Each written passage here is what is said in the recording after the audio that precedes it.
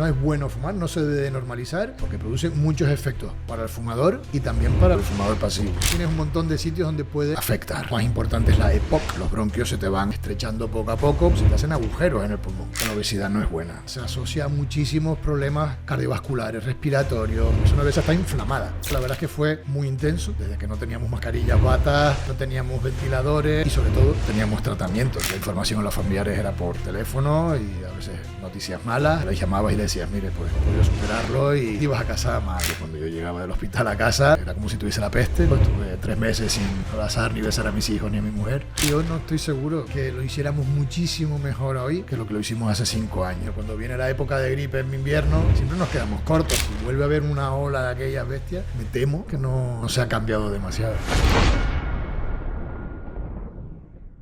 Bienvenido, David. Hola, Marc, ¿qué tal? Un placer tenerte por aquí, por el podcast. Siempre Gracias. Empezamos con una pregunta cortesía. ¿Quién es David de la Rosa? Bueno, muchas gracias por invitarme antes que nada. Y David de la Rosa, soy un neumólogo, soy un médico especialista en la enfermedad del aparato respiratorio. Y además ahora soy el presidente de la Sociedad Española de Neumología y Cirugía Torácica, que es una sociedad científica bastante grande, somos 6.000 socios. Y bueno, ahora durante 4 años seré el presidente. Hablabas sobre la SEPAR. Háblame sobre qué es esto para que la gente lo entienda. SEPAR es esta sociedad que te comento, ¿no? Es la unión de todos los profesionales sanitarios que nos dedicamos de una forma u otra a prevenir, a diagnosticar y a tratar las enfermedades respiratorias. Pues la mayoría somos neumólogos, pero también hay cirujanos torácicos, hay enfermeros especializados en enfermería respiratoria, fisioterapeutas, que también los fisioterapeutas, una parte de ellos, se dedican a ayudar a la gente que tiene problemas respiratorios, y hay otras especialidades médicas y otras profesiones sanitarias, y entre todos, pues lo que intentamos es llevar a cabo proyectos científicos de investigación, pero también formación, docencia, difusión de lo que son las enfermedades respiratorias, dar a conocer a la población lo que es la salud respiratoria, qué podemos hacer para mejorarla, para prevenir enfermedades, para diagnosticarlas precozmente. Pues a todo esto nos dedicamos estas 6.000 personas que estamos en SEPAR. ¿Cuál es vuestro objetivo desde la SEPAR? ¿O qué es lo que tenéis como rango de mayor importancia? Es decir, en esto nos enfocamos. A ver, lo que en un mundo ideal conseguir que no existan las enfermedades respiratorias, pero esto sería imposible. Pero sí intentar concienciar a la población, por un lado, de qué es lo que pueden hacer, qué son las enfermedades respiratorias y qué pueden hacer para intentar no coger una enfermedad respiratoria, al menos una que sea prevenible. Eso por un lado, y esto ya es mucho. La gente sabe que el colesterol es malo y la gente se pide analíticas para ver cómo tienen el colesterol y les piden al médico de cabecera que le mida la tensión arterial. Sin embargo, no tiene la gente tan claro qué importancia tiene, ¿no? Por ejemplo, una espirometría, una prueba para ver la capacidad pulmonar, pues tiene mucha importancia, y que tengas un valor bajo de espirometría tiene implicaciones incluso de que vas a vivir menos tiempo probablemente que una persona que tenga una buena espirometría. Total. Que esto por un lado, concienciar a la población. Por otro lado, concienciar a las administraciones públicas que inviertan en salud respiratoria, que doten a los profesionales de la salud de los medios necesarios, pues por lo que te decía, pues para prevenir, para diagnosticar y para tratar correctamente las enfermedades respiratorias. Y para esto tenemos que hacerle ver a los dirigentes lo importante que es eso, de la mano con los pacientes a veces, ¿no? Oiga, señores, es muy importante que ustedes inviertan aquí porque esto es salud poblacional. Y luego tenemos la parte de eso, lo que te decía, de ciencia, de hacer investigación, que al final lo que queremos es que esa investigación, pues demostrar pues desde qué tal biomarcador es importante para diagnosticar o para tratar tal enfermedad. Bueno, pues todo eso al final llevarlo a la práctica clínica, que con la investigación que hagamos, en unos años más tarde, eso se pueda llevar a la práctica clínica y mejorar la manera en la que atendemos a nuestros pacientes. Entonces, vuestro objetivo al final es la parte científica de investigación, ¿no? De intentar mejorar lo que hay ahora mismo. Una de las patas más importantes de SEPAR es tirar por la línea de la ciencia, ¿no? De hecho, es una sociedad científica, ¿no? Pero no descuidamos la parte de formación de los profesionales sanitarios, de docencia. Incluso también tenemos un área de SEPAR se encarga también de ayudar pues, a concienciar y de ayudar a los chicos que están estudiando medicina o estudiando enfermería, pues que sepan que en un futuro pueden tirar por una especialización hacia alguna rama que trate patologías respiratorias, sea neumología, cirugía torácica, enfermería respiratoria. ¿Cómo has llegado a liderar ese grupo? Y también para lo que tú decías, ¿no? Para gente que viene de más atrás o están estudiando, ¿cómo empezar una carrera, ¿no? en este mundo? Mira, si te soy sincero, nunca pensé que yo fuera a acabar en un puesto de este tipo, ¿no? Cuando yo era residente, cuando yo llegué aquí a Barcelona y era más joven, y el presidente de SEPA eran señores mayores encorbatados. Y yo, Con americana, ¿no? Exacto, yo para nada pensé que yo en mi vida fuera, y tampoco era una aspiración. Pero bueno, empiezas pues esto con los proyectos científicos, empiezas a contactar con otra gente del área de interés tuyo, que en mi caso eran las infecciones respiratorias. Y oye, pues haces algún proyecto de investigación, te vas conociendo con gente, en los congresos pues compartes cosas y al final te vas metiendo en grupos de investigación y casi por casualidad te ves metido en estructuras ya de la sociedad, como vocal de alguna área o como vocal de algún grupo de investigación y un día te ofrecen presentarte a las elecciones, porque estos son puestos, las áreas que componen SEPA, ¿no? Área de EPOC, área de asma, área de infecciones, se eligen por los socios, ¿no? Pues cada 4 años se cambian y pues mira, ¿quién se quiere presentar a coordinador? Pues me lo ofrecieron a mí. ¿Te quieres presentar a coordinador del área de infecciones? Digo, no creo yo que tenga muchas, ¿no? expectativas con eso, pero bueno, me lo piden los compañeros, porque hombre, tú te gusta, ¿no? Y te explicas bien, y, bueno, pues venga. Y me presenté, gané aquellas elecciones y se fueron en 2019. Y no te tengo que recordar lo que pasó en el 2020 y ser coordinador del área de infecciones respiratorias de la Sociedad Española de Respiratorio en el pleno COVID, pues la verdad es que supuso una exposición tremenda, ¿no? Un trabajo tremendo y una responsabilidad tremenda también pues con todo lo que había con la infodemia, ¿no? Con las redes, las cosas que se decían o se dejaban de decir, ¿no? Total, que aquello al final pues, supuso para mí un escaparate prácticamente sin quererlo, ¿no? Porque desde luego que no era mi intención. Y cuando acabé agotado y dije que nunca más quería saber nada de todo aquello, pero bueno, poco después me ofrecieron presentarme a las elecciones a presidente de la sociedad y bueno, tras comentarlo con la familia y amigos y compañeros de trabajo, pues al final me presenté y gané y aquí estoy. ¿Cómo viviste esa época del COVID? Y cuéntanos un poco lo que veías tú por dentro. Bueno, yo llevaba ya 20 años prácticamente de neumólogo y había visto pues, enfermedades respiratorias graves, muchísimas durante toda mi carrera profesional. Y, hombre, he de decir que ya se veía que aquello iba a pasar algo, ¿no? Porque ya las noticias que venían llegando de China, luego de Italia, o que nos hace pensar que aquí va a ser diferente, ¿no? Si ya está pasando allí, pero nunca imaginé que aquello fuera así, ¿no? En el sentido de la cantidad enorme de pacientes graves de golpe, con unos recursos que teníamos, pues, en fin, hacíamos lo que podíamos y somos unos privilegiados en nuestro sistema sanitario, ¿eh? O sea, hay otros que muchísimo peor. Pero bueno, desde que no teníamos mascarillas, batas, no teníamos ventiladores, no teníamos equipos para según qué cosa y sobre todo no teníamos tratamientos. No había un tratamiento para aquello. Era a ver si había suerte, aguantábamos al paciente y luego ya poco a poco fuimos aprendiendo. La verdad es que fue muy intenso. Yo hacía más de 10 años que no hacía guardias y bueno, pues tuve que hacer guardias durante aquellos meses, muchas horas de trabajo, separado de la familia, porque cuando yo llegaba del hospital a casa, pues era como si tuviese la peste, ¿no? Y me tenía que desvestir al entrar a casa, dormía separado, comía separado, estuve 3 meses sin abrazar ni besar a mis hijos ni a mi mujer. Fue duro y te lo estoy contando y se me están poniendo un poco los pelos de punta y siempre me pasa esto cuando hablo del tema, ¿no? Porque me hace gracia cuando luego oyes según qué cosas como que si aquello todo era inventado o era mentira o exagerábamos y no era así, ¿eh? O sea, las salas del hospital estaban llenas de gente muy malita, muy solos, porque no había acompañantes, la información a los familiares era por teléfono y a veces noticias malas y ya te digo, o sea, fue muy duro, pero también fue, digamos, tuvo aquella parte de compartir con otros compañeros, oye, pues estamos probando este tratamiento, pues parece que esto va bien, oye, pues parece que van mejor con esta técnica de ventilación que con esta otra, y poco a poco empezamos a ver, muy poquito a poco, que los pacientes mejoraban, ¿no? Y que aplicándoles algunos tratamientos, pues ya no se morían tanto, que era lo primero que queríamos, y luego que evolucionaban más rápidamente y poco a poco, y luego llegaron las vacunas, y la cosa cambió, ¿no? Fue un año y pico, 2, sobre todo los primeros 6 meses fueron terribles, pero bueno, fue un año y pico, 2 muy intensos y hasta te diría que un poco pesado. ¿Y cómo viviste eso? No sé cómo has vivido por dentro, pero claro, eso fue una tragedia o ver tantos muertos y claro, y tú estabas ahí dentro. ¿Cómo pasaste esos meses?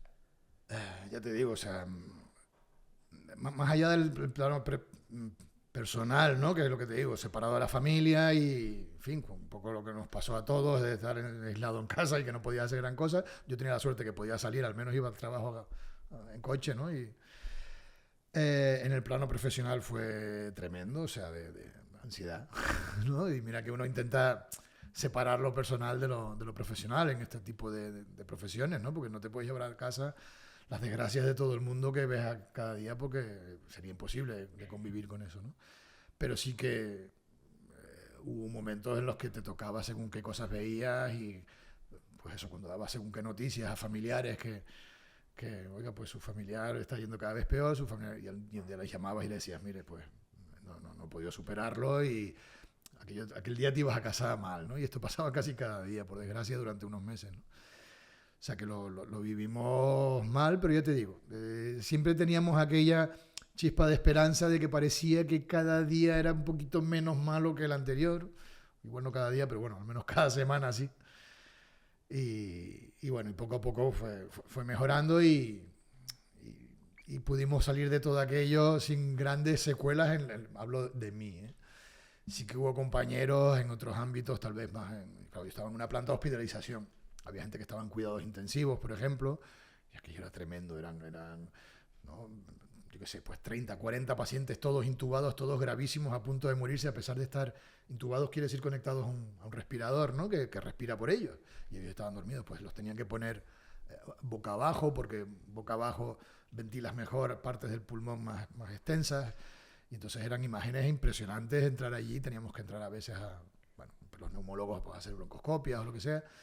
Y había algunas imágenes de aquello que veías y decías, bueno, esto es foto de premio Pulitzer, ¿no? Porque era impactante, pues como las pandemias, las epidemias de poliomielitis en los años 50, que eran todos los pulmones de acero, aquello, la gente metida en los pulmones de acero, sin llegar a eso, pero bueno, fueron vivencias duras. Interesantes. Sí, duras. ¿Hay algún caso, si se puede contar, que te impactó mucho Sí, ahí dentro? Además, siempre que hablo de esto, realmente es que era muy dramático en el sentido de que, claro, no había camas suficientes de cuidados intensivos para intubar a la gente para que estuviese en una cama de cuidados intensivos. Entonces, en nuestra sala de hospitalización, pues teníamos los pacientes que hoy ya no eran tributarios de entrar en una cama de cuidados intensivos porque tenían mucha edad o muchas enfermedades asociadas y la posibilidad de que supervivieran en caso de tener que intubarlos era baja, o porque en aquel momento no había cama en la UCI, entonces tenías que aguantarlo el tiempo posible hasta que hubiese una cama, entonces lo bajabas a la UCI. Y me acuerdo de un pobre hombre que tenía, pues tenía mi edad más o menos, tenía alrededor de unos 50 años, tenía alguna enfermedad crónica y le pilló mala suerte y tuvo una semana que es que no había camas en la UCI. Y las que había, pues era gente que estaba aún peor que él y había que intubarlos o morían inmediatamente, ¿no? Entonces, pues aquel pobre hombre al final falleció en la sala con nosotros, pues porque sus comorbilidades al final... Y estaba solo y él era un hombre muy agradable y siempre estaba comiendo y estaba feliz y estaba muy grave la insuficiencia respiratoria que tenía, pero esta enfermedad tenía esta característica de que la gente no era consciente de lo grave que estaba y entrabas en la habitación a verlo y ¿qué tal? ¿Cómo está? No me acuerdo el nombre, ¿no? Pero ¿cómo está Pepe? Quien fuera. Pues estoy bien. ¿Cuándo dan la comida? ¿No? Y tú lo mirabas y decías, la comida, cariño, pero sí, está fatal, ¿no? Y cada día estaba peor, pero él estaba allí y todos luchábamos por intentar a ver si salía hoy, por Dios, una cama de UCI para él, porque creíamos que tal vez tenía algún poco más de posibilidades de salir. Y al final nunca llegó a aquella cama de UCI y el hombre falleció, ¿no? Y, ostras, todos los que atendimos, porque además éramos un equipo, ¿no? Y nos quedó aquel paciente en el recuerdo de que intentamos hacer todo lo posible por él y, bueno, tuvo mala suerte, ¿eh? Y ese fue el problema, ¿no? Que no había camas, que no había sanitarios, que al final, bueno, la época yo me acuerdo, los sanitarios eran héroes y, joder, claro, en ese momento, o sea, a lo mejor personas que sí que han visto cosas parecidas nada parecido a eso, obviamente, pero ya haber visto cómo pierden un paciente o cosas así, pero gente más novata o que entraba en ese mundo y, joder, de un día para otro te cambia la vida, ¿no? Sí, los chicos jóvenes que acaban de empezar, claro, esto fue en marzo, ¿no? Había gente que llevaba 5 años, 5 meses, perdón, o 6 meses que habían empezado la residencia, pues, o de neumología, medicina interna, o de lo que fuera. Y de repente se encuentran con aquel marrón, hablando claro, ¿no? Cosas que no habían visto nunca, situaciones que no habíamos visto ninguno nunca. Pero bueno, al final tú llevas 20 años de experiencia y lo que tú dices, pues bueno, mal que bien, algo de, más acostumbrado está. Claro, estos chicos, o gente de enfermería, o que acaban de llegar a un nuevo trabajo, una nueva vida, jóvenes, pues la verdad es que les impactó. Estos sí que tuvieron más problemas luego de recuperación, de hecho los hospitales muchos ofrecieron asesoramiento psicológico cuando ya pasó lo peor, ¿no? Porque hubo mucha gente que quedó tocada, o sea, compañeros llorando muchas veces, ¿no? Y eso que ya te digo, intentábamos hacer equipo, intentábamos compartir las penas entre todos, pero sí que hubo momentos para mucha gente malos, ¿no? Y luego que era un poco injusto, ¿no? Porque, claro, al final volcaron todos los recursos en recursos humanos en atender a los pacientes con COVID. Pero entonces, claro, no había suficiente gente que supiera de enfermedades respiratorias. Estaban los neumólogos, los internistas, te pueden ayudar los cardiólogos, los cirujanos torácicos, los que tengan algo que ver. Pero claro, no éramos suficientes. Y entonces, ¿qué hacían? Pues hacían equipos con un neumólogo, un oftalmólogo, un médico de rehabilitación y no sé qué. Y estos llevaban a 25 pacientes en una planta de pacientes a lo mejor no tan graves, pero que había gente grave y mayor. Y entonces nosotros íbamos con el busca y te llamaban y llegabas allí, pues el que estaba encargado aquella tarde, aquel turno era, pues el que más edad tenía era un médico de rehabilitación. Y con él había una R2 de oftalmología. Y era lo que había, porque es que no había suficiente gente. Y entonces daban lo mejor de sí. Y consultaban y entre todos, y yo creo que entre todos sacamos para adelante al paciente que de otra manera o en otro sistema sanitario seguramente no salieron para adelante, ¿no? O sea que cierto orgullo siento del sistema sanitario que tenemos en este sentido, ¿no? ¿Cómo llevaste la parte de llevar todo ese proceso y crees que se hizo de la mejor manera? ¿El tema mascarillas? Claro, yo no soy yo quien para decir que se hizo bien o mal desde las administraciones públicas, ¿no? Todos tenemos la sensación de que probablemente alguna cosa se pudo haber hecho mejor, ¿no? O que, en fin. Pero creo que esto no solo pasó en España, creo que esto pasó en muchos países, ¿no? O sea, fue una cosa que superó totalmente la capacidad de reacción de los países, ¿no? Entonces, ¿qué pasaría si hoy volviera a pasar esto? Lo que más me preocupa no es lo que pasó, que mira, era una cosa imprevisible, impensable, y se hizo lo que se pudo y teniendo la estructura sanitaria que tenemos, creo que somos unos afortunados en nuestro país. El problema yo creo que es qué pasaría si volviéramos a estar en la misma situación. Y yo no sé qué puedo responder con eso y yo no estoy seguro que lo hiciéramos muchísimo mejor hoy que lo que lo hicimos hace 5 años. No creo que hayamos cambiado lo suficientemente, no nosotros, los que tienen que hacerlo, el sistema sanitario en cuanto a estructura y sobre todo a personal, sobre todo en cantidad de gente trabajando allí, porque nos pasa cada año, cuando viene la época de gripe en invierno, siempre nos quedamos cortos, los de neumología y medicina interna y geriatría, nos quedamos cortos porque tenemos pues, a lo mejor un 20 o un 30% más de pacientes ingresados en los hospitales, en urgencias lo mismo, pues esto no ha mejorado. O no ha mejorado lo suficiente, a lo mejor sí que hay algún poquito más de personal, pero si vuelve a haber una ola de aquellas bestias, yo creo que me temo que no se ha cambiado demasiado. Dejando el tema de COVID de lado, entramos en el mundo de la respiración. Creo que podemos empezar explicando qué es respirar, por qué respiramos y por qué es tan importante. Bueno, básicamente respiramos para oxigenar la sangre. El oxígeno, de alguna forma, es el combustible con el que funcionan nuestras células. Y el oxígeno está en el ambiente. En el aire que respiramos hay un 21% de oxígeno puro. Y entonces nuestros pulmones, la respiración lo que hace es llevar ese aire a través de la nariz, a través de la boca, a través de la tráquea, hacia los pulmones, que es donde ese oxígeno se mezcla con la sangre y pasa al resto del cuerpo. Y ese oxígeno disuelto en la sangre va a las células, va a tu cerebro, va al corazón, va a los riñones, va a los músculos y es lo que sirve de combustible, es la gasolina de nuestro organismo, por decirlo de alguna manera, de nuestras células. Es con lo que funcionan. Entonces, la respiración es ese acto involuntario, lo puedes hacer voluntariamente, pero involuntariamente al final respiras, porque si no el cerebro se da cuenta que se está ahogando y respira. Y bueno, pues entra el aire, llega a los alvéolos, pasa el oxígeno a la sangre, el dióxido de carbono, que es, digamos, el tubo de escape del organismo. El dióxido de carbono es el humo marrón que sale por los tubos de escape de los coches, pues es lo que sacamos fuera con la respiración también. Y para eso sirve respirar, para poder oxigenar nuestro organismo y que pueda trabajar.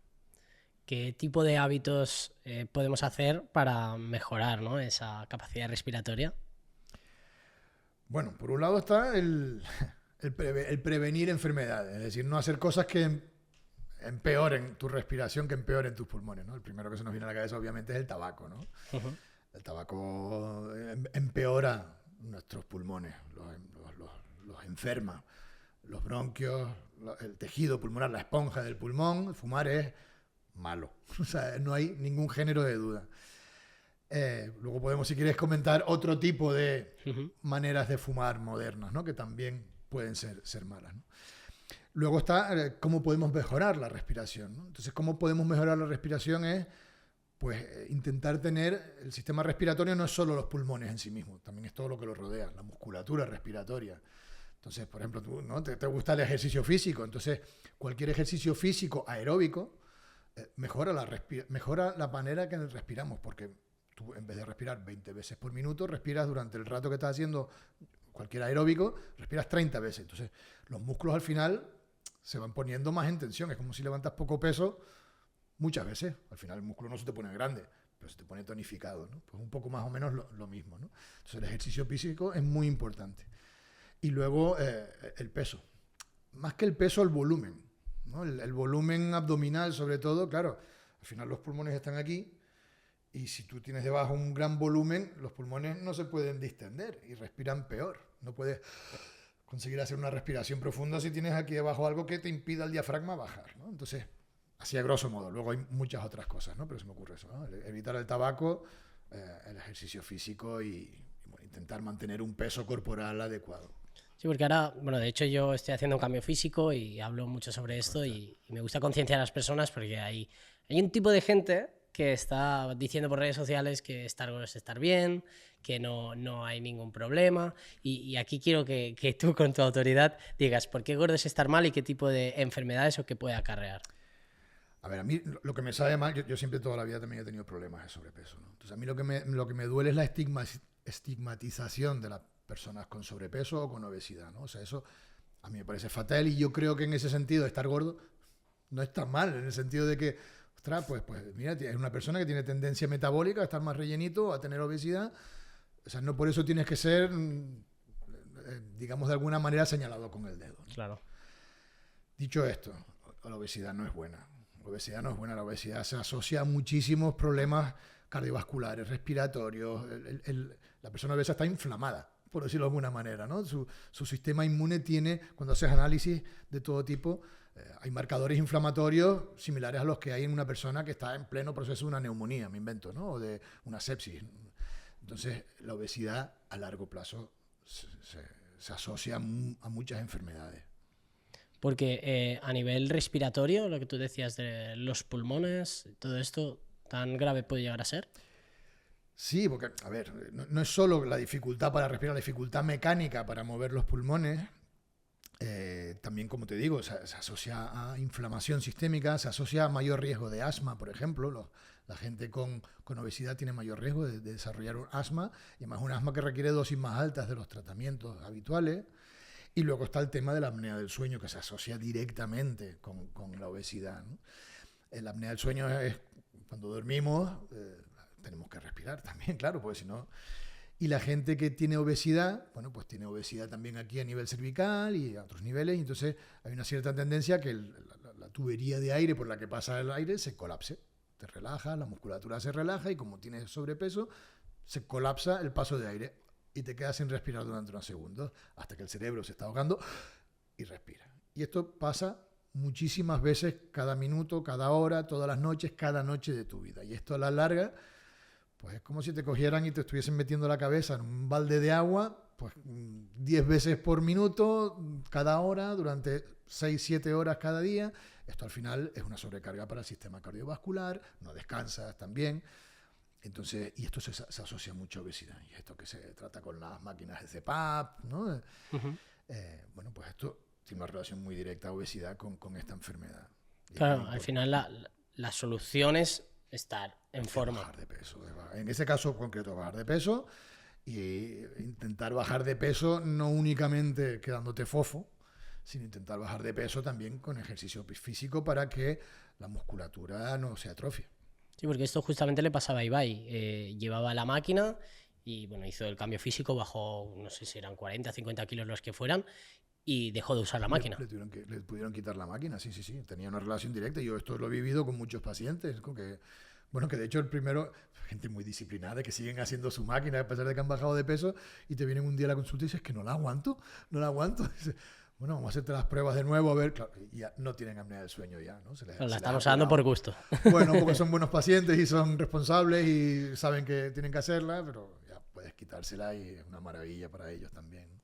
Como problemas, bueno, antes comentabas el tema del tabaco, quería ahora hablar un poco más de esto. Háblanos del tabaco, qué tan perjudicial puede ser y qué problemas nos puede acarrear en nuestra vida. Mira, el tabaco, claro, obviamente... Se ha normalizado mucho, que eso es otro punto. Bueno, hoy en día, gracias a Dios, cada vez menos. Yo cuando era más pequeño, anuncios en la tele de tabaco había cada día, los grandes patrocinadores del Mundial de Fórmula 1 eran empresas tabacaleras, en los estadios de fútbol había anuncios de tabaco, era cool fumar. Claro, porque antes decían también que fumar estaba bien, era bueno para la salud, ¿no? Decían. Sí, bueno, eso hace ya muchos años, eso yo ya no lo llegué a vivir, pero bueno, que relajaba y tal. Bueno, las industrias tabacaleras tienen unos departamentos de marketing y de lobby y tal muy, muy importantes. De hecho, hay varias películas al respecto de este tema, de cómo las empresas tabacaleras han conseguido manipular de alguna manera incluso estudios científicos para reforzar pensamientos como ese que acabas de decir, ¿no? Y hoy en día se ha demostrado que esto no es así, ¿no? Fumar es malo. Cada vez se normaliza menos. Hoy en día ya no se fuma en las discotecas, bueno, al menos en nuestro país, ¿no? Ya no se fuma en las discotecas, no se fuma en los restaurantes. Yo hasta hace no tanto, pues llegabas a casa de un sábado por la noche a haber salido con unos amigos a tomar algo y al día siguiente aquella ropa no había, ¿no? Olía muchísimo. Claro, antes se fumaba en los bares y restaurantes, exacto, ¿no? Sí, estabas comiendo y al lado tuyo estaban fumando, ¿no? Y no hace tanto. Entonces, el tabaco no es bueno fumar, no se debe normalizar. ¿Y por qué? Pues porque produce muchos efectos para el fumador y también para el que fuma el humo de segunda mano, el fumador pasivo, ¿no? Entonces, donde el primer efecto obviamente es los pulmones, porque es la puerta de entrada directa, desde boca, garganta y pulmones, ¿no? Pues por el camino tienes un montón de sitios donde puede el tabaquismo crónico afectar, ¿no? En forma de inflamación, en forma de cánceres, en forma de otro tipo de enfermedades. En el ámbito de la neumología, la más importante es la EPOC, que es una enfermedad que la gente conoce poco, igual enfisema le suena un poco más. Es la enfermedad pulmonar obstructiva crónica, que es, pues los bronquios se te van estrechando poco a poco por la exposición continuada a un humo caliente, irritante, agresivo. Y se te va destruyendo parcialmente el pulmón, se te hacen agujeros en el pulmón, con lo cual ya no puedes oxigenar la sangre, que es la función principal, ¿no? del pulmón, y son esta gente que al final los ves por la calle a veces con oxígeno, ¿no? Con mochilas de oxígeno. Esa es la primera puerta de entrada. Luego empeora muchas enfermedades crónicas respiratorias también, tienes más riesgo de infecciones, ¿no? Y luego también están otras afectaciones a otros niveles, produce problemas cardiovasculares sobre todo, ¿no? El infarto de miocardio, la angina, la hipertensión. También produce cánceres a otros niveles, pues desde cáncer de vejiga, cáncer de páncreas, incluso se ha asociado con cáncer de mama, o sea, cosas que no directamente, tú dirías, bueno, la mama y el tabaco, ¿qué tienen que ver? Bueno, pero al final el tabaco pasa a la sangre, inflama el organismo, y una inflamación del organismo, bueno, según tu genética y según lo que te toque, te puede afectar a otros niveles, al páncreas, a la mama o a otros sitios, ¿no? En forma de enfermedades muy graves como puede ser un cáncer.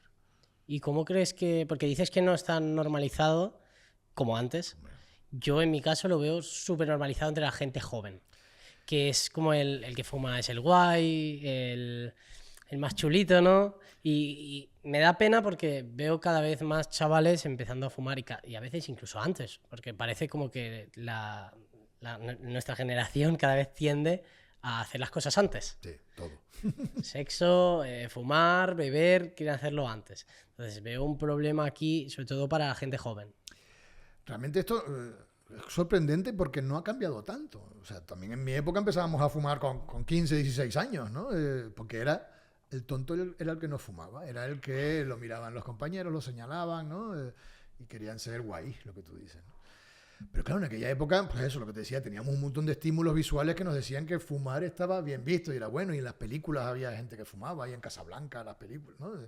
Hoy en día cada vez se ve menos eso y aún así es sorprendente que siga fumando, que siga pasando esto, ¿no? Que la gente tan joven fume. El problema es si empiezan a fumar, esto es muy adictivo. La cuestión es intentar que no empiecen a fumar. Entonces, ¿cómo conseguir eso? Pues yo creo que es pues, con cosas como la que estás haciendo ahora mismo, ¿no? Concienciar a la gente, los chicos jóvenes que vean tu podcast o que vean los podcasts de quien sea, ¿no? O que gente que tiene influencia como tenéis los que hacéis este tipo de actividades de difusión, que nos ayudéis a los profesionales de la salud también a darle relevancia a lo importante que es prevenir, empezar a fumar, porque el fumar se asocia a muchos problemas y no es cuento de la vieja, ni es asustar, es que es así, es nuestro día a día. Una profesión como la mía, pues si la gente no fumara, nos quedaríamos con una cuarta parte de pacientes, porque las 3/4 partes casi de los pacientes que vemos, de una forma o de otra, tienen enfermedades que son producidas o empeoradas por el tabaco. Que, a ver, obviamente no es tu campo, pero para esas personas que fuman o quieren dejar de fumar y tal, ¿tú qué les podrías decir algo para conseguirlo? A ver, si quieren dejar de fumar, ya es algo. O sea, ya es algo porque hoy en día hay ayudas. Hay ayudas farmacológicas, hay ayudas de muchos tipos, ¿no? Desde tratamientos de psicoterapia conductual, tratamientos farmacológicos, ayudas de grupo, un montón de cosas. O sea, por desgracia no son todo lo efectivo que quisiéramos, pero lo primero es quererlo. Entonces, para que quieran dejar de fumar, tienen que saber que fumar es malo. Vuelvo a lo mismo, perdona, pero es que... Concienciarse, sí. Exacto. Si no están concienciados no van a querer dejar. Una vez que quieran dejar de fumar, que pidan a su médico de familia, por favor, que les ayude. Si ellos no son capaces por sí mismos. Y hay maneras desde muy poca cosita intervencionista hasta ya tener que tomar un tratamiento farmacológico, que además son bastante efectivos si el paciente está con ganas de dejarlo. Sí, no, el problema es ese, ¿no? Que, joder, es como súper difícil. O yo, por ejemplo, tengo a mi padre que dijo de fumar, vuelve a fumar. Hay una frase que no sé si es cierta o no. Yo considero que puede llegar a serlo, aunque hablando con ciertas personas me han dicho que no. ¿Una persona que fuma ya es adicta para toda la vida? Sí, yo digo una frase que es que el que fue fumador lo será siempre, ¿no? Aunque ya no fume. Porque pasa eso. Gente que lleva 10, 15 años sin fumar, en lo típico, una boda, un no sé qué, un cigarrito, o el puro que repartían en las bodas antes, que ahora tampoco se hace, ¿no? Aquella es como y vuelta. No que sea inmediato, ¿no? Pero tienen un elevado riesgo de que, ostras, algo pasa aquí en el cerebro que todavía... Y se vuelven a enganchar, ¿no? al tabaco. Es que es muy adictivo. La nicotina es muy adictiva. Y esto no es por la manera de preparar. O sea, la planta, la hoja de tabaco ya tiene sustancias que son adictivas, ¿no? Entonces, por eso es tan importante no empezar. Y por eso me da tanto miedo también, y nos da tanto miedo a los sanitarios, a los que nos trabajamos en este tipo de cosas, el tema de estas otras maneras de fumar que no son con tabaco, ¿no? El vapeo, bueno, todo este tipo de cosas más modernas que no dejan de ser, nuevamente, estrategias de las industrias tabacaleras para conseguir mantener su clientela, ¿no? El problema es que si tú vapeas, ya estás haciendo un gesto que es muy similar al fumar, ¿no? Estás entrando humo, estás sacando humo. Vale que no tiene tantos carcinógenos probablemente ese humo como el que tiene un cigarrillo, pero tiene muchas más sustancias químicas o tiene sustancias químicas que no las hay en el tabaco y que se sabe que son cancerígenas también o que pueden inflamar los pulmones. Pero sobre todo eso, ya han hecho el gesto. Entonces un día que por lo que sea no tienen el vapeo, pues ya les cuesta menos dar el paso de, bueno, venga, pues no, pero mi compañero tiene un cigarrillo, venga, pues déjame un cigarrillo porque yo, como fumar ya sé, porque he vapeado.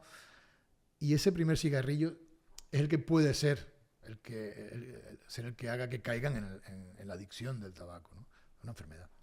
Sí, porque luego hay variaciones, ¿no? Lo que decíamos antes, que si el vapeo es mejor, que es más sano, que si la cachimba, ¿qué opinas de todo esto? A ver, y vuelvo a lo mismo, o sea, el mensaje que nos transmiten es reducción del daño, ¿no? Si tú vapeas, puede ser malo, pero es menos malo que fumar, ¿no? Pero es malo. Probablemente tiene algo de razón, ¿no? Pero es malo. Es malo. A ver, pasan varias cosas. Una, no lleva suficientemente tiempo esto para que sepamos qué va a pasar a largo plazo, ¿no? Eso que empezó hace 10, 15 años, que empezaron los vapeadores, no sabemos qué pasará con una persona que lleva 30 años vapeando, como sí que sabemos lo que pasa con una persona que lleva 30 años fumando cigarrillos, ¿no? O sea, eso por un lado. Pero a corto plazo, incluso a medio plazo, ya se han descrito ya casos de que gente que por lo que sea, pues por su genética o por lo que sea, les ha producido una inflamación muy grave del pulmón, se llama una neumonitis, se llama, bueno, tiene un nombre esta enfermedad, y es una inflamación pulmonar asociada al vapeo, y son gente, pues se parece mucho al COVID, en el sentido de que hacen una inflamación pulmonar muy bestia y que pueden acabar en la UCI y aquello tarda en recuperarse, ¿no? Incluso alguno puede fallecer. En Estados Unidos hace unos años hubo como un pequeño brote de varias personas jóvenes que fallecieron por vapeo, ¿no? Y luego ya te digo, tienen sustancias que a largo plazo no sabemos. Se sabe que alguna del glicerol, o sea, lleva glicerol, que es un anticongelante, ¿no? Entonces esto está metido ahí dentro y tú te lo estás fumando, ¿no? Entonces, ¿qué pasará a la larga con eso? No lo sabemos. Yo creo que bueno no puede ser, ¿no? Si ya nos preocupa la contaminación, que es otro tema que podemos hablar luego, la contaminación ambiental poco podemos hacer sobre ella, pero claro, lo que yo me meto directamente, pues esto sí que puedo intentar controlarlo, ¿no? En cuanto a la contaminación, esto de que se hablaba de que, bueno, lo típico de que te vas a la montaña y respiras aire puro, ¿cómo es esto? A ver, no es que el aire puro te regenere los pulmones ni nada de eso, ¿no? Pero obviamente vivir en donde vivimos nosotros, ¿no? En unas ciudades grandes con mucha contaminación, en el caso de Barcelona además con mucha humedad, con la montaña detrás, y se queda como bastante estancada la contaminación, ¿no? Esto se asocia a problemas respiratorios, cardiovasculares. Bueno, hay un montón de publicaciones que te dicen que, por ejemplo, en los días de más contaminación, que hay medidores de eso, ¿no? En todos lados, los días de más contaminación hay más gente que ingresa por neumonía, hay más infartos, hay más gente que ingresa por una crisis de asma. Y no es necesario que sea como las imágenes que vemos de ciudades de China, ¿no? No. O sea, lo que vivimos aquí en el día a día, o sea, hay estudios hechos aquí en Barcelona con ese tipo de resultados.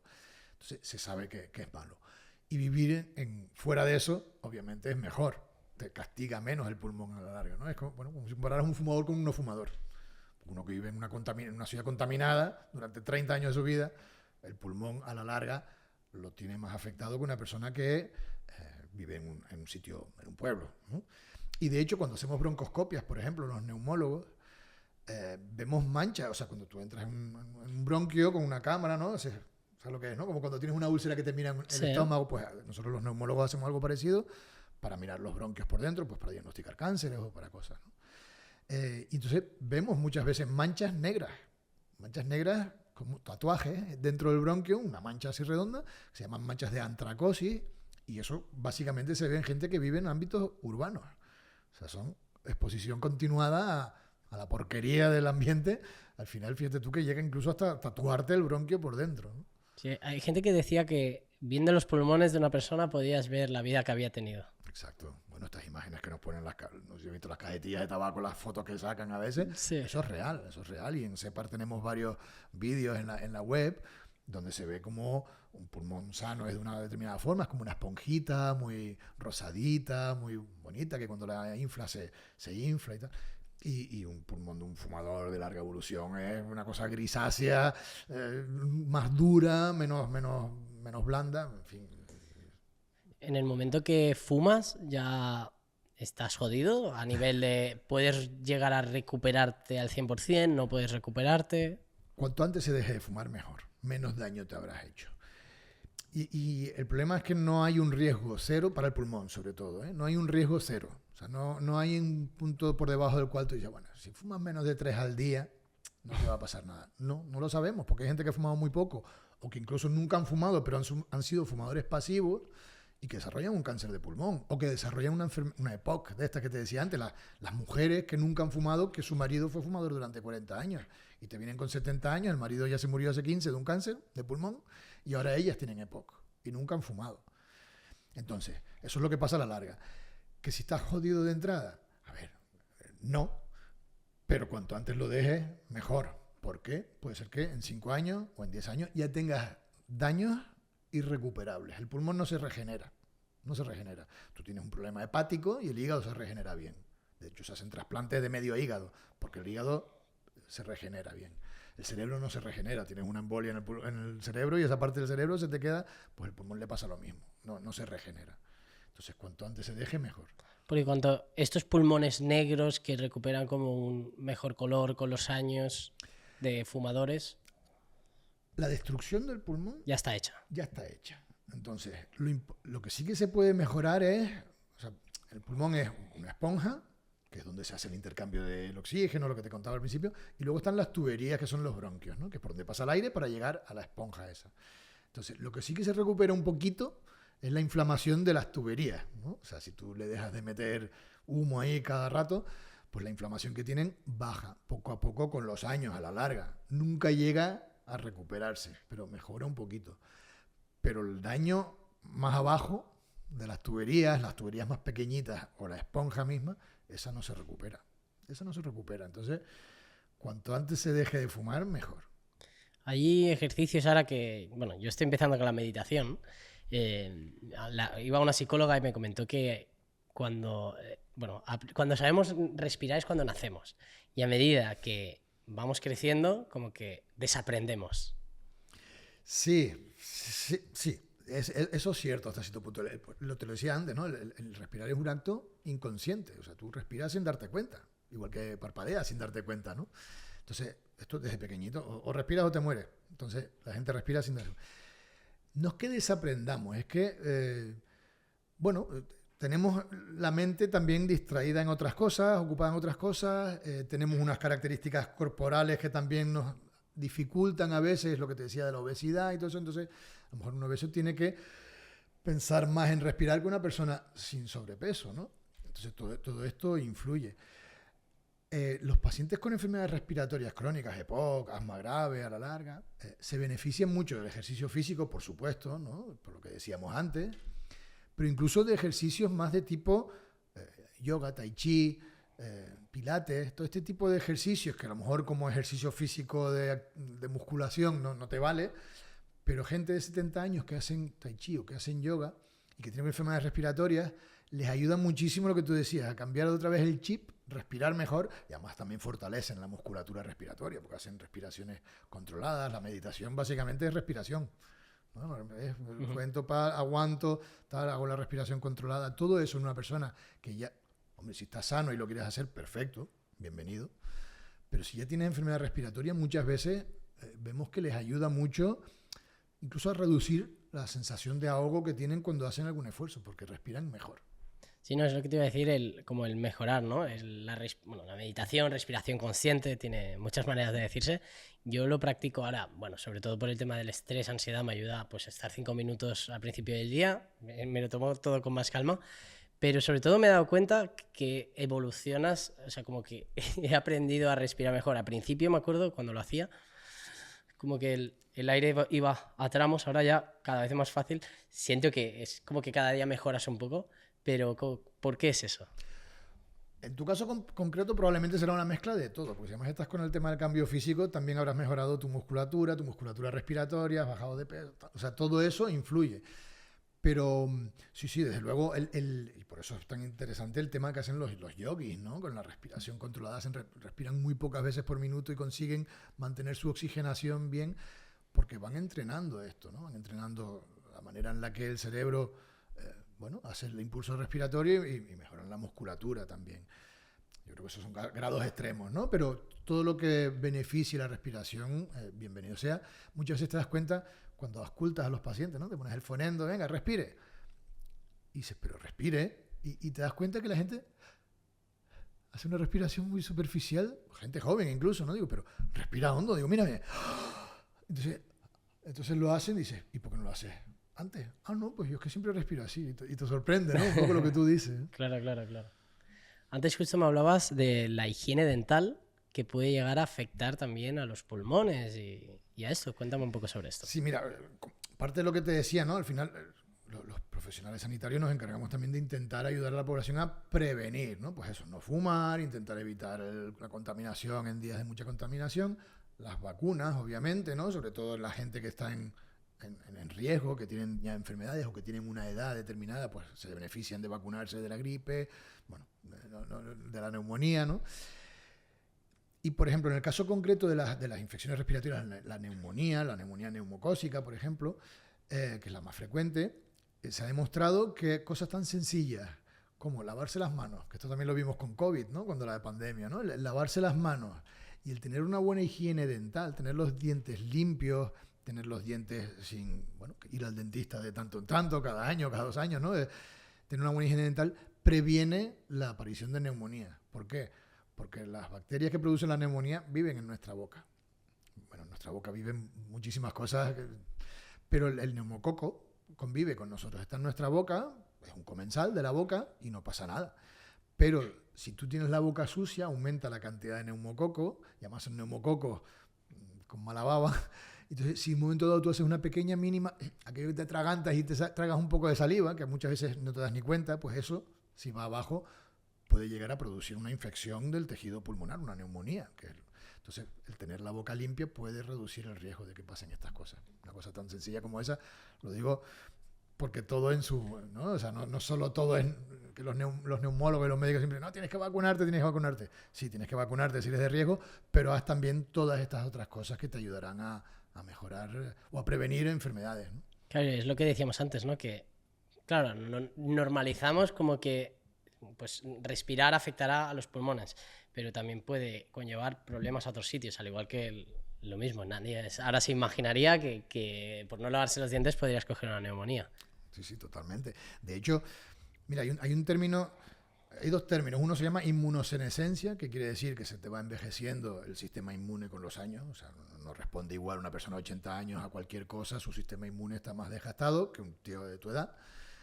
Y hay una cosa que se llama el inmunofitness, o el fitness inmunológico, que es intentar entrenar el sistema inmune para que esté más activo. Y esto, sobre todo en gente de mayor edad, se intenta hacer últimamente, pues con todo lo que hablábamos. El ejercicio físico, el intentar evitar el sobrepeso, la vacunación, pero también la alimentación mediterránea, por ejemplo. La dieta mediterránea es mucho más, entre comillas, ahora hablo, antiinflamatoria que la dieta de los fast food de otros países, ¿no? Uh-huh. ¿Cómo se llama? El aceite de oliva virgen, todas estas cosas, se ha demostrado que mejoran el tema cardiovascular porque reducen la inflamación y mejoran nuestra inmunidad, ¿no? El sueño también. La gente que duerme las horas que toca y que las duermen correctamente y no tienen apnea del sueño, mejora su inmunidad con comparación con gente que no tiene esa ventaja, ¿no? Entonces, el tema del fitness inmunológico engloba todo esto, lo que vendríamos a llamar hábitos de vida saludable, ¿no? No fumar, hacer ejercicio, no estar gordo, dormir las horas que toca, comer cosas sanas. O sea, fíjate, parece una tontería o que parece un cuento de, bueno, también un poco leyenda urbana, ¿no? Uh-huh. No. Cada vez hay más estudios que demuestran que esto es así, estudios científicos bien hechos, ¿no? ¿Y hay más productos así parecidos? Me has dicho el aceite virgen de oliva, que va bien. ¿Productos así o cosas más caseras que pueden ir bien? A ver, ya te digo, la dieta mediterránea, verduras, fruta, pescado azul sobre todo. De hecho, como comemos poco pescado azul, que deberíamos de comer más, se venden complementos de estos de omega 3, ¿no? Que al final es aceite de pescado. Cogen pescado azul y le extraen el aceite. Todo esto ayuda. Yo sé que hay una gran tendencia también hoy en día, y yo también tomo algún suplemento vitamínico, ¿no? Pero no deben de sustituir esas cosas a lo que es una dieta sana, equilibrada y lo más parecido a lo que sería la dieta que se hace en el ámbito mediterráneo. Hablo de la española, hablo del sur de Francia, Italia, Grecia, ¿no? Incluso los países del norte de África, todo, ¿no? Con mucha fruta, con frutos secos, con hortalizas, verduras, todo eso. Tienen sustancias, tienen muchas vitaminas, tienen muchas sustancias que ayudan a un mejor funcionamiento del organismo y además tienen menos calorías que cuando te comes, da igual, ¿no? Una hamburguesa o lo que sea. Entonces, yo creo que con eso tendríamos suficiente y no tendríamos que estar tirando tanto muchas veces de productos que al final no dejan de ser productos procesados, porque tú te compras un complemento de magnesio, de no sé qué, no deja de ser cosas más o menos químicas, ¿no? Claro, que ese es un problema también, que ahora la gente se ha vuelto un poco como adicta a los suplementos, ¿no? Y todo esto. Y al final decir, joder, a lo mejor tienes que hacerte una analítica, ver en qué estás flojeando y la suplementación va en base a eso. Porque ahora es como que todo el mundo omega 3, multivitamínico, vitamina D, y al final no sé si puede llegar a ser incluso peligroso el estar más suplementado de lo que deberías. No, hay sustancias. Mira, por ejemplo, el magnesio. Hay mucha tendencia ahora con el magnesio, ¿no? Que es un oligoelemento muy importante para muchas funciones cognitivas, cardiovasculares y tal.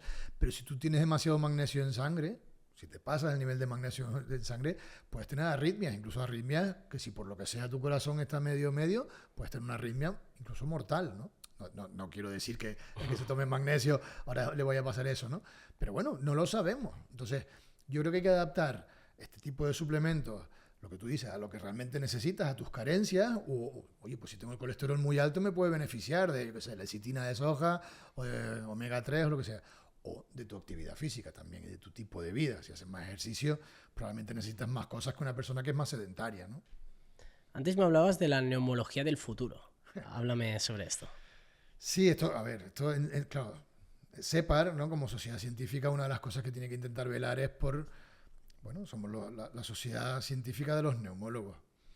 Y tenemos que intentar que la especialidad sea lo más moderna posible, adaptada a las evidencias que se van creando, ¿no? Y que además incorporemos innovación. Y esto se ha ido haciendo en los últimos años. Ya no solo vemos, claro, hemos estado hablando todo el rato de POC, de tabaco, de asma, ¿no? Que uno piensa siempre en neumología, esto. La neumología va mucho más allá de eso, ¿no?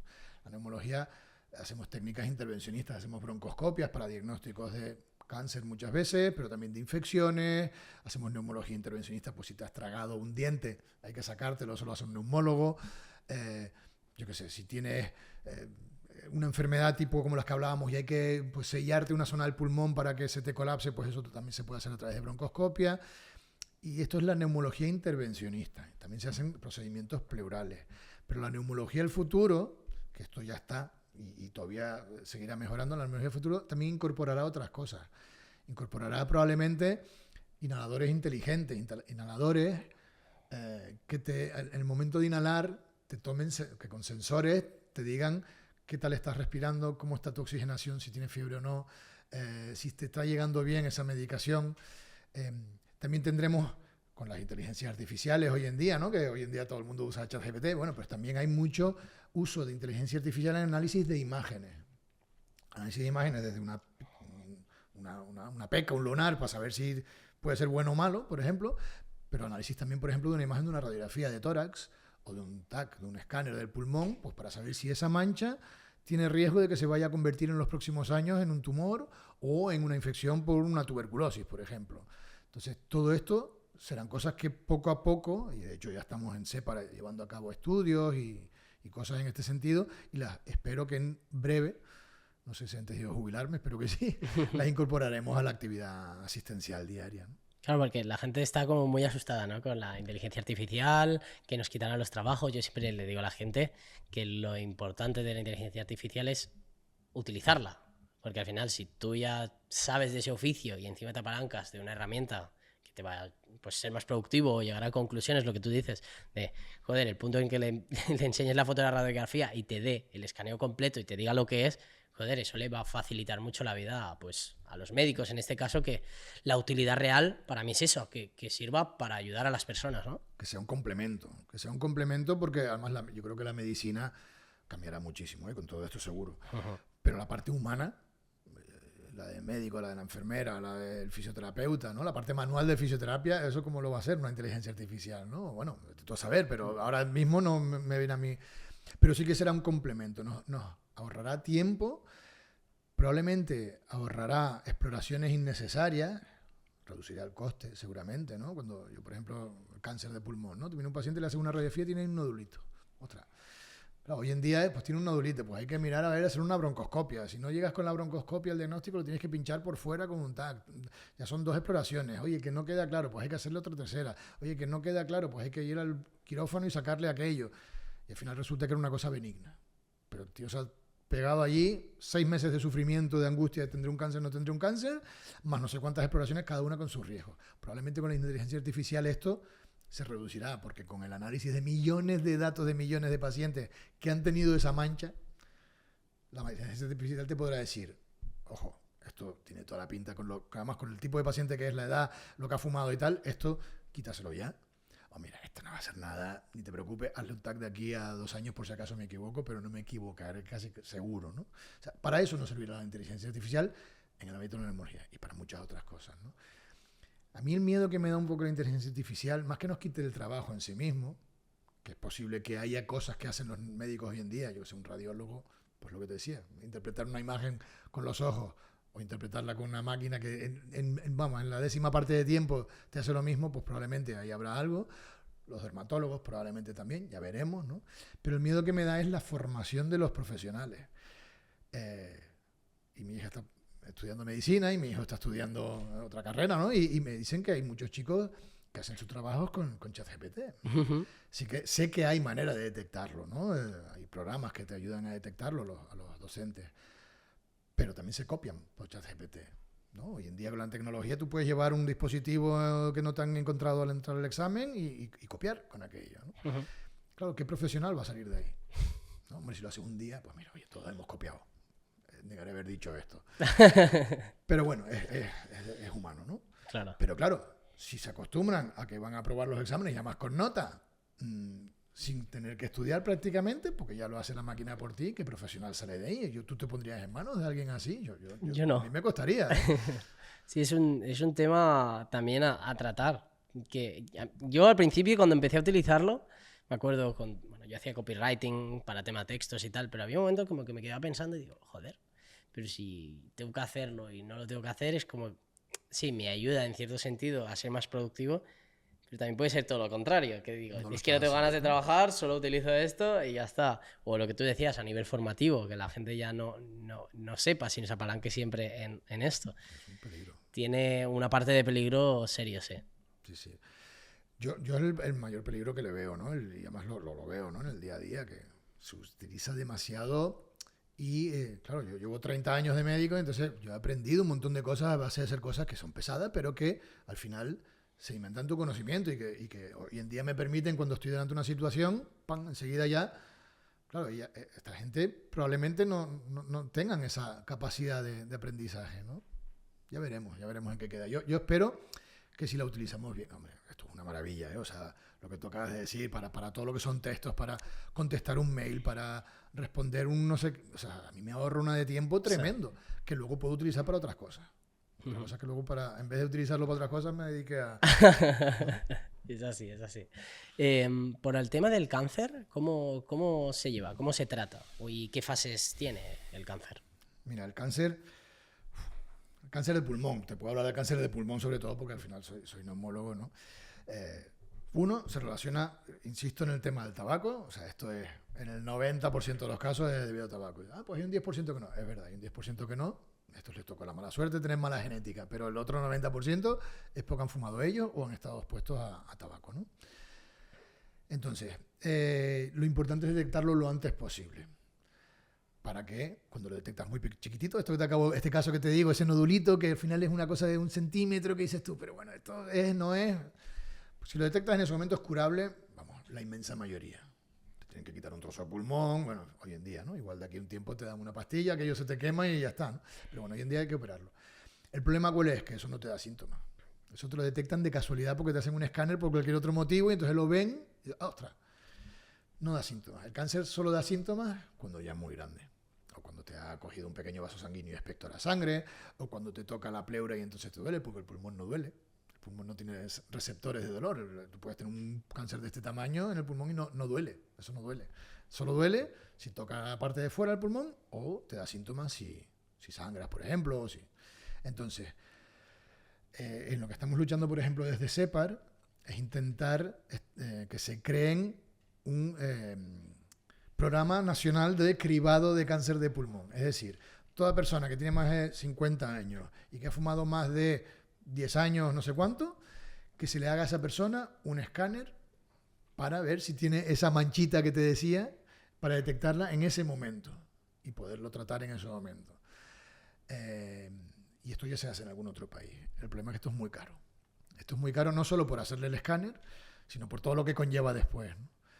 Entonces nosotros lo que estamos intentando como sociedad científica es intentar convencer a las administraciones con datos. Estamos haciendo un estudio que se llama Proyecto Cassandra y que estamos haciendo esto a gente que tiene estas características, han fumado y tienen más de tantos años, les hace un TAC, se les dice, usted tiene que dejar de fumar, porque, ¿no? Y se les hace una espirometría también para ver capacidad pulmonar. Y estamos intentando demostrar que hacer eso no solo reduce la mortalidad del cáncer, sino que además es más barato que no hacerlo. Porque cuando tú no diagnosticas un cáncer a tiempo, sino que lo diagnosticas cuando ya está muy avanzado, eso es carísimo. Bueno, cuando único es barato es si se muere al día siguiente. Es decir, te lo diagnostico y se te muere. Estoy hablando de cosas muy duras, pero Sí, sí. o sea, lo más barato que es un señor que ha fumado durante 60 años, se jubila y al día siguiente de jubilarse, cáncer de pulmón estadio 4 y se muere al mes.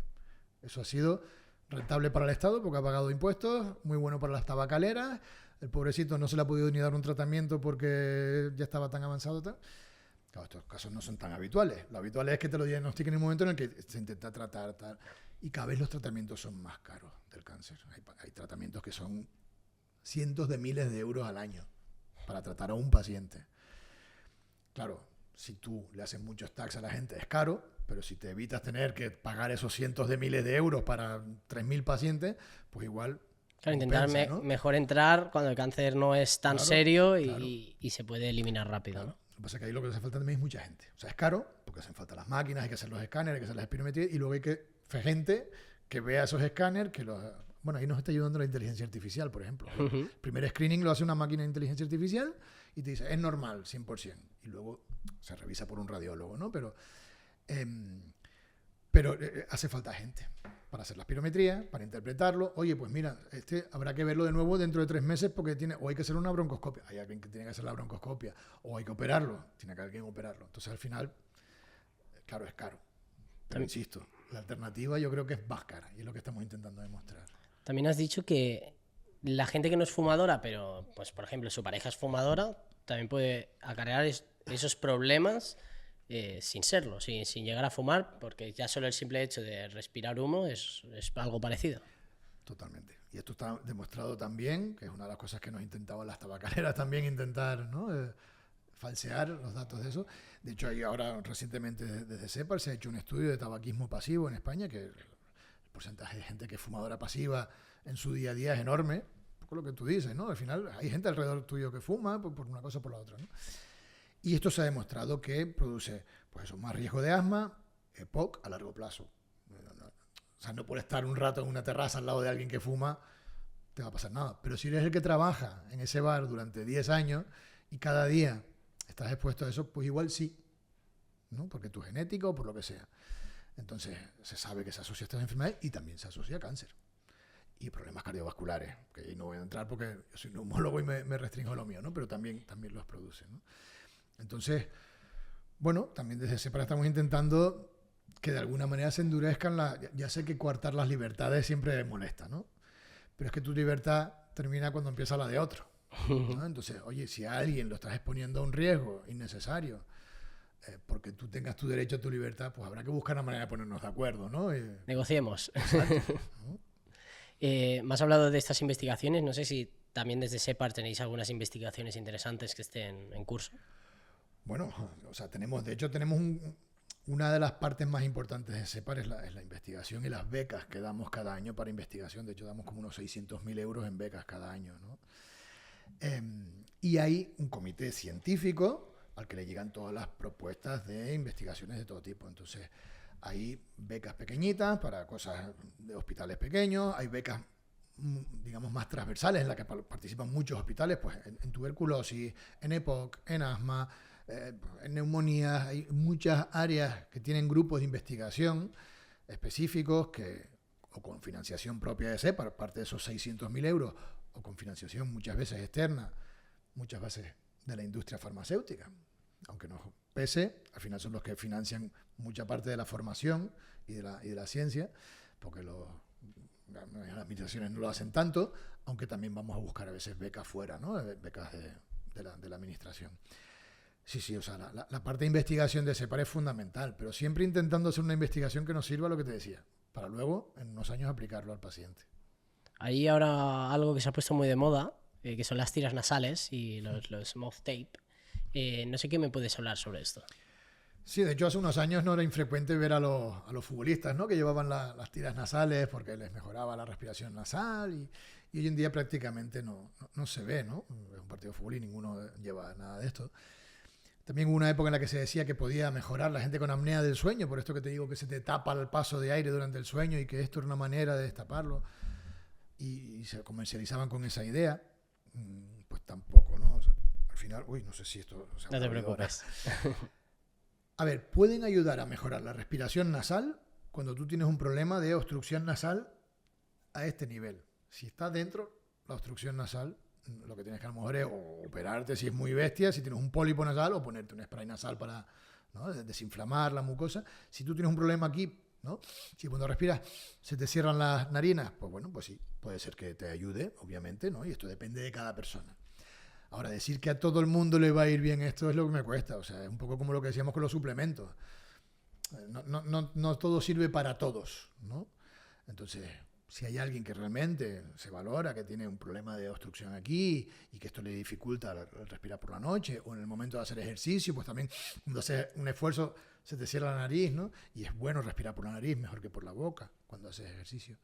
Pues bueno, sí que te puede ayudar, ¿no? Pero no a todo el mundo. O sea, no, yo creo que esto, vender soluciones mágicas para todo el mundo, no es justo, ¿no? Porque la gente a lo mejor se deja un dinero y luego al final no consiguen el beneficio que buscan, ¿no? Claro, yo sí que ahora las estoy usando, las utilizo para hacer ejercicio, para gimnasio.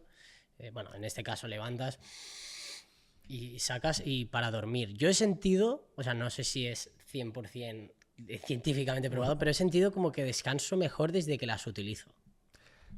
Mira, habría que ver a ver exactamente si esto es así, si te ayuda, bienvenido sea, y si no te gastas un pastón en eso, y pues bienvenido sea, pero no quiere decir que esto que te está ayudando a ti, a otra persona le vaya a funcionar igual. Luego, claro, lo decíamos antes, ¿no? Luego está siempre el tema del efecto placebo, ¿no? Siempre hay un porcentaje de gente que mejora cuando le das una cosa que no es activa, pues porque realmente consideran que les está yendo mejor, ¿no? No digo que sea tu caso, pero yo creo que todas las cosas hay que intentar huir de los triunfalismos. Esto, si usted se pone unas plantillas que tienen unos pinchos y tal, le va a mejorar el bazo y le va a mejorar la respiración y el corazón y le va a bajar la tensión arterial.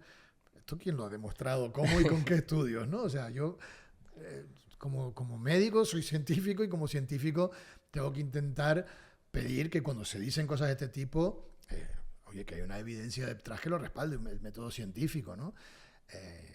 Dicho esto, hay cosas que no están estudiadas suficientemente y sin embargo hay gente que le van bien. Si le va bien, bienvenido sea. Las tiras nasales o yo qué sé, homeopatía o no sé qué. Yo lo que digo es que hay cosas que no pueden... O sea, si tú, por ejemplo, tuvieras apnea del sueño diagnosticada, yo diría no te pongas las tiras. Porque con las tiras no va a mejorar tu apnea del sueño. Ponte una CPAP o haz lo que sea, pero... ¿no? O si tienes, yo qué sé, una enfermedad de no sé qué tipo o una infección, tal, no te tomes homeopatía. O tómatela si quieres, pero tómate también los tratamientos que sabemos que han demostrado que mejoran tu problema, ¿no? Y luego me enseñaron también una cosa que me dijeron que era mejor que las tiras, que era como una cosa que se metía dentro de la nariz y te abría como por dentro. No sé esto, ¿qué opinas? Volvemos a lo mismo, ¿no? O sea, si realmente el problema es de obstrucción nasal, sí, parece como unos pendientes, ¿no? Sí, como el septum. Sí. Vuelvo a lo mismo. Si realmente el problema que tiene esa persona es obstrucción nasal, del paso de aire nasal, y eso quien lo puede decir muchas veces es un otorrino, ¿no? Es muy fácil, es sencillamente un rinoscopio, que es como una pinza que te coge, te abre un poquito la nariz y miran a ver cómo tienes el paso aéreo por dentro, cómo tienes ¿no? todos los huesos que hay allí dentro de las fosas nasales, y también te miran la estructura de tus cartílagos nasales, ¿no? Y si se ve que eso puede ayudar, pues perfecto, ¿no? Yo creo que lo mejor sería, bueno, antes que comprárselo, que no sé cuánto cuesta, pero claro, al final, a lo mejor por barato que sea, tirar 10 euros o 20 euros a la basura, porque al final te lo pones y dices, pues esto no me está ayudando. Yo iría primero a mirar a ver si realmente el problema que tengas se puede arreglar de esta forma, ¿no? Y en cuanto a la tapa de boca, esta que ahora también se ha puesto de moda, pero el otro día bueno, de hecho, hace poco hice como una ice experience de estas de baño de hielo, y la persona como que nos preparaba antes del baño. respiración y todo. Y el tío nos dijo que, bueno, él no cogía los típicos mouth tape ahora con el marketing de las empresas, sino que él se ponía esparadrapo, pero ya desde hace tiempo. Pero esto entiendo que es para favorecer la respiración nasal. Sí. Que la respiración nasal, y claro, sobre todo si estás en un ambiente frío, ¿no? Como puede ser un baño de hielo, te ayuda a calentar, ¿no? Y a filtrar el aire que pasa hacia los pulmones. Si tú, bueno, esto nos pasa en días muy fríos, si tú coges aire por la boca, toses, porque te irrita la vía aérea, ¿no? Eso es el grado extremo. Lo que se recomienda siempre es respirar por la nariz. Entonces, claro, el mouth tape, no sé qué otro sentido se le puede dar más allá de favorecer la respiración nasal, siempre que el paso nasal sea bueno, claro. Claro, que eso a mí me da un poco miedo en ese sentido, porque, joder, me tapo la boca, digo, hostia, me da miedo. Claro, yo, sobre todo por la noche durmiendo, a ver, el cerebro no es tonto, ¿eh? O sea, te despiertas antes y te arrancas, o sea, entiendo que es poco probable que te vayas a morir de una asfixia porque te has puesto una cinta y no de repente se te tapa la nariz, ¿no? Pero bueno, yo creo que no me queda claro, o al menos todavía no tengo suficiente conocimiento de este tema como para decir si es bueno o malo. Tampoco me gusta decir cosas malas, ¿no? Pero me gusta que me convenzan más con datos, ¿no? Antes hablabas de respirar por la boca. ¿Qué tan malo es respirar por la boca y no por la nariz? No, es lo que te digo, ¿no? El respirar por la boca no es que sea malo en sí mismo, pero es mejor respirar por la nariz, por eso, porque calienta el aire y lo filtra. Lo filtra pues desde los pelillos que filtran partículas gordas hasta los cornetes, los meatos, la mucosa nasal, dentro de la fosa nasal, tiene una serie de como un pequeño laberinto por el que el aire pasa y se va calentando, se va filtrando, hay unos cilios, y entonces por eso se produce el moco nasal, porque todos los desechos tal quedan ahí metidos en el moco y cuando se acumulan te tienes que sonar para sacarlo, ¿no? Entonces es mucho mejor para la respiración respirar por la nariz que no por la boca. Dicho esto, la gente que respira por la boca en un ámbito normal, en fin, no necesariamente tiene que ser malo, ¿no? Pero es preferible respirar por la nariz. Que le dicen como que coges bacterias, Claro, y lo mismo que tú decías antes, ¿no? Entra todo para adentro y sobre todo cuando el ambiente es frío, claro, irrita la vía aérea. O sea, hay gente que a lo mejor no tiene asma como tal, pero que tienen irritabilidad de la vía aérea y cuando a 3 grados o a 1 bajo cero, si respiras por la boca, empieza a toser y a tos, y es por eso, porque la vía aérea se irrita con el frío y se contrae, ¿no? Ahora una pregunta para todo el mundo, ¿qué es un constipado? ¿Por qué nos pasa en ese momento? Un resfriado habitualmente es una infección vírica. Una infección vírica por cualquier virus, incluso los coronavirus. Los coronavirus llevan un montón de años con nosotros, o sea, siglos con nosotros, probablemente milenios con nosotros antes de que existiera el COVID, ¿no? Y suelen producir catarros, resfriados, un poco de malestar, moquillo de nariz, un poquito de inflamación de garganta, algo de tos. Y eso suele ser una cosa que la elimina el propio organismo. La inmunidad, si está bien entrenada, si está bien, si está sana, lo elimina. Como se dice, una gripe sin médico 1 semana y con médico 7 días, ¿no? O sea, lo único que puedes hacer es tomar algo para tener menos síntomas, paracetamol, algún mucolítico, beber mucha agua, ¿no?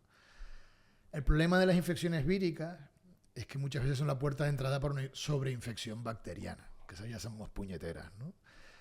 Y esto cuando tienes una enfermedad crónica, claro, si tú tienes un catarro o tienes una gripe, que es una infección ya vírica un poco más importante, tienes más riesgo de tener una sobreinfección bacteriana, que esas ya son más complicadas porque puede ser una neumonía, o puede ser una bronquitis ya bacteriana, con expectoración purulenta y a lo mejor sin fiebre siquiera, pero que esas ya necesitas un antibiótico. Entonces, bueno, es preferible intentar evitar los catarros, los evitables, ¿no? Pues, en fin, intentando no exponerte a cambios bruscos de temperatura, ¿no? Porque, bueno, son situaciones en las que tu inmunidad baja un poco y eres un poco más sensible a que cualquier virus que hemos respirado durante este rato que llevamos aquí, hemos respirado millones de virus tuyos y no nos va a pasar nada. Espero. Por eso. Pero hay momentos en los que, porque tu inmunidad, por lo que sea, está un poco más baja, en ese momento de forma puntual, pues es el momento que aprovecha el virus para hacerte la puñeta, ¿no? E insisto, de los virus, los más puñeteros, sobre todo, son la gripe, ¿no? Y por lo que le recomendamos a la gente mayor o a la gente que tiene enfermedades respiratorias crónicas o enfermedades cardiovasculares que se vacunen de la gripe cada año. También está el virus respiratorio. Bueno, hay otros virus que son más de niños, pero que también pueden afectar a los mayores. La vacunación de los virus para evitar constipados, para evitar gripe, es buena política para intentar evitar complicaciones posteriores. ¿Y qué tipo de cosas podemos hacer o para prevenir pues, constipados, todo este tipo de problemas que nos pueden llegar? Pues un poco volvemos a todo lo que estábamos hablando antes, ¿no? Que tu inmunidad propia, natural, sea lo mejor posible, ¿no? Con todo esto que hemos dicho, ¿no? De higiene dental, oral, buena alimentación, dormir las horas que toca, intentar evitar en la medida de lo posible el sobrepeso, que la alimentación sea la adecuada, no fumar. Y si tienes enfermedades crónicas, tenerlas bien tratadas.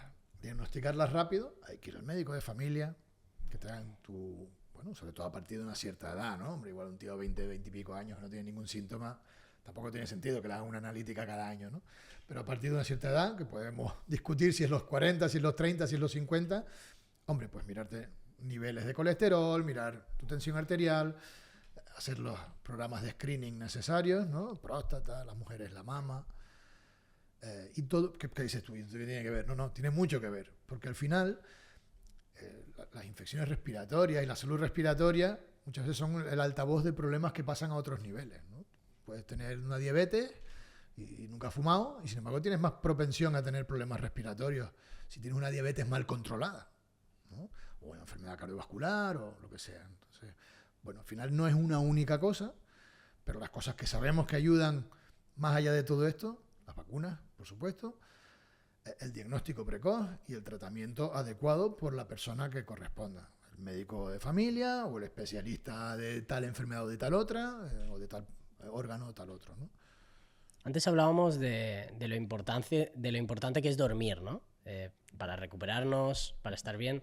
Ahora hay como un síntoma que también yo creo que la gente ya se excusa ahí, se mete en el no puedo dormir o duermo mal. ¿Qué tipo de cosas puede hacer esa gente que duerme mal o qué está haciendo mal realmente para no dormir bien?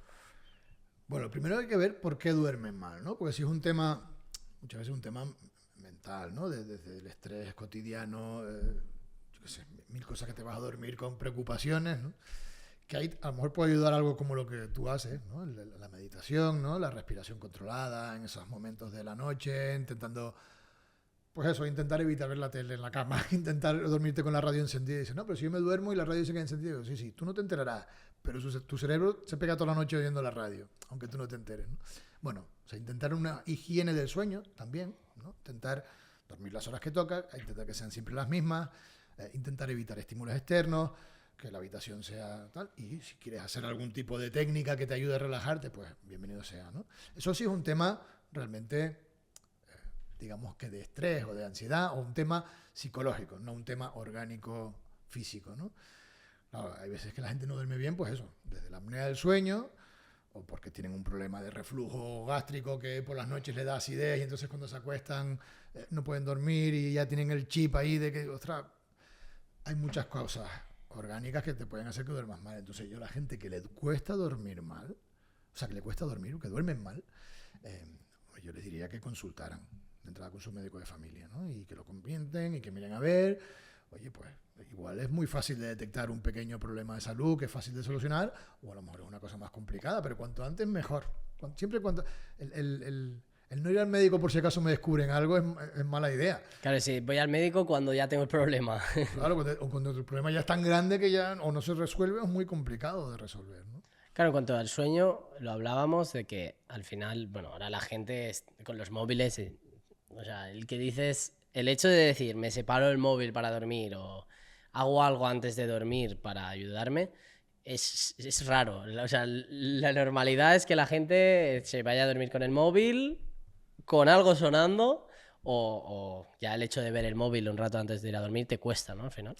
Sí, de hecho lo que se recomienda es hacer como una desconexión en los minutos, ¿no? Yo he dicho, a los niños pequeñitos se les hace, ¿no? O sea, antes de irlos a acostar, pues se les intenta tranquilizar, no, que no estén, ¿no? Porque si no los pones en la cama ya están todavía como una moto, ¿no? Bueno, pues eso es el caso extremo de un niño pequeño, pero en un adulto, pues también es recomendable ir poco a poco bajando el tono, ¿no? Y no no pasar de eso, pues de estar allí con los reels, ¿no? De Instagram y además según el algoritmo que tengas, a veces son un poco bestias, ¿no? Venga, y apago la luz y ya pretendo dormirme. ¿Cómo te vas a dormir? Y estás aún ahí. Estás con la cabeza como una... Entonces, bueno, sí que yo creo que... pero eso viene dentro de lo que te decía, los estímulos externos. También la gente que se duerme con la tele, ¿no? Entonces, según lo que estés viendo en la tele, yo antes lo hacía. Y llegó un momento que decía, es que, joder, a mí me encanta CSI y esas cosas, ¿no? Y decía, es que estoy viendo desgracia, tipos que los destripan y tal, y luego pretendo dormirme, ¿cómo me voy a dormir, no? Claro. Igual si te pones algo relajado, ¿no? Pues todavía. Pero lo ideal sería un poquito de desconexión, en fin, tal vez leer algo como mucho, leer algo de papel o de, en fin. Que sí, no a mí sea me iba bien. Luego ya la cabeza hasta que baja... Bueno, pues ya. Sí, Sí, que al final del día siguiente te tienes que leer las últimas 2 páginas de nuevo porque no te has acordado de lo que te has leído, ¿no? Pero bueno, yo creo que eso son cosas de higiene del sueño. O sea, también existe la higiene del sueño. Porque hay gente que dice, duermo mal y ya está, y se queda ahí. A lo mejor puedes mirar por qué duermes mal o qué estás haciendo antes de dormir. Y principalmente, ya te digo que yo viéndolo ya te puedo decir, mira, seguramente estés con el móvil o pongas la tele o algo, que si quitas esas pequeñas cosas... A mí, por ejemplo, había una época que me costaba dormir y empecé a tomar melatonina. Luego ya había un punto que hacía tanto deporte que llegaba a casa a la cama reventado, ¿no? Y me dormía rápido, pero me iba bien. Pero, bueno. Bueno, mira, todavía melatonina es un fármaco, bueno, un complemento, no sé muy bien cómo llamarlo, ¿no? Hay gente que no le hace nada. Va bien para los jet lag, sobre todo cuando vienes del otro lado del Atlántico, y para eso te va bien, ¿no? Pero bueno, es un fármaco relativamente seguro, ¿no? El problema es cuando la gente ya empieza a tirar por otras líneas, ¿no? Que si el diazepam, lorazepam, todos los cepanes, todas las ¿no? benzodiazepinas, claro que esto más es muy adictivo. Entonces, al final la gente, primero necesitan cada vez más o al menos no pueden dejarlo y cuando intentan dormir, cuando no lo tienen, no consiguen dormir. Entonces, eso sí que hay que evitarlo. O sea, esos son para casos ya que realmente hay un problema de estirpe del ámbito psicológico, psiquiátrico, que necesitan eso. Pero hay gente que se toma aquello como si fuesen lacasitos, ¿no? O sea, hay que intentar evitar eso. Hay que tener cuidado. Y en cuanto al sueño, ¿qué nos puedes hablar? ¿Qué es el sueño? Ostras, el sueño va mucho más allá de la respiración, ¿no? O sea, el sueño es... Realmente es que a los seres vivos, que incluso las plantas duermen, ¿no? O sea, a los seres vivos nos hace falta un momento de que nuestro metabolismo se ponga al ralentí. No podemos tener el metabolismo continuamente activado porque eso inflama y envejece más rápido. O sea, si no durmiéramos, no viviríamos 70, 80 años, viviríamos 20 o 30 o menos. Bueno, de hecho, hay algún estudio que se ha hecho de cuánto aguanta una gente sin dormir nada y creo que llegaron, no me acuerdo, lo vi el otro día, creo que fueron como 30 días o 40 días y falleció. O sea, hay que dormir. Entonces, te permite, pues eso, bajar la actividad metabólica, que lo que te decía el tubo de escape, ¿no? Un poco, no solo la respiración, o sea, hay tubo de escape por todos lados, ¿no? Entonces hay que bajar un poco los productos del metabolismo que inflaman y que envejecen y luego también hay que descansar esto. Es que si no, sí, aparte que es una manera también, fíjate, los estudiantes muchas veces sedimentan los conocimientos en el momento de dormir, ¿no? Si tú no duermes bien las 7, 8 horas, ¿no? que tengas que dormir, muchas veces no retienes bien lo que has estudiado el día anterior, ¿no? Entonces, sirve para todas estas cosas. Para acabar el podcast, concluyendo todo, juntándolo todo, para la gente joven, ¿qué hábitos, prevenciones les recomiendas para mejorar su salud, tanto del sueño, física, mental, todo? Sí, un poco es lo que tú has dicho, un poco el resumen de todo lo que hemos estado hablando durante este rato, ¿no? A ver, la salud respiratoria es muy importante. O sea, respirar bien es muy importante y tener los pulmones sanos es muy importante. Eso alarga la vida. Alarga la vida y sobre todo hace que tengas una vida más con mayor calidad de vida, válgame la redundancia, ¿no? Entonces, para mejorar tu salud respiratoria y para evitar no fumar, vida sana en cuanto a alimentación, en cuanto a ejercicio físico, en cuanto a mantener un peso en la medida de lo posible adecuado, dormir las horas que toca. Que uno podría pensar que esto no tiene que ver con la respiración, pero tiene mucho que ver todo esto con la respiración, con la prevención de infecciones y con la prevención de un envejecimiento prematuro del sistema respiratorio. Eso por un lado. Y luego, hacerles ver que hay enfermedades respiratorias muy frecuentes que si no las buscamos no las encontramos. Entonces es importante no solo la prevención, sino también el diagnóstico precoz. A partir de una cierta edad, oye, pues igual merece la pena ir y pedirle a tu médico de familia que por favor te haga una espirometría porque fumaste durante unos años, aunque ahora ya no fumas, o porque estás fumando. Que te haga una espirometría, que miren a ver cómo está tu sistema respiratorio, que miren a ver si tienes síntomas respiratorios. Si tienes una determinada edad, igual merece la pena hacer alguna prueba más para ver que no tengas un problema respiratorio añadido. ¿Vale? O sea, y luego, si te mandan un tratamiento, tomarlo. Porque, hacer lo que te dicen. Sí, porque hay muchas veces que la gente tiene enfermedades crónicas leves, pero que, bueno, pues cuando estoy bien no me tomo un inhalador, solo me lo tomo cuando estoy mal. Digo, pues claro, nunca estarás bien del todo porque no te estás tomando bien el tratamiento, ¿no? Bueno, o sea, yo creo que prevención, diagnóstico precoz y tratamiento por las personas más adecuadas siempre, ¿no? Y ser consciente de la importancia de todo esto. Exacto, de la salud respiratoria es muy importante. Como última pregunta del podcast, ¿qué es lo último que has aprendido? Otra. Filosofía. ¿Qué es lo último que he aprendido? Pues no te sabría decir. La verdad ¿Qué lección te ha dado la vida? Cada día se aprende algo nuevo. Sí. Cada día se aprende algo nuevo. ¿Qué lección me ha dado la vida? Mira, a veces vale más escuchar un rato y pasar un mal rato aunque tengas que escuchar algo que no te apetece que estar discutiendo cuando sabes que no tiene ninguna solución lo que vayas a discutir. Y esto también es parte de salud de aquí, ¿no? A veces intentamos, ¿no?, convencer a los demás de algo que creemos firmemente, que creemos que es lo correcto, pero si el que está delante no quiere que lo convenzas, es más, quiere ser el que te convence a ti, tienes dos opciones: o te vas, o déjalo que hable.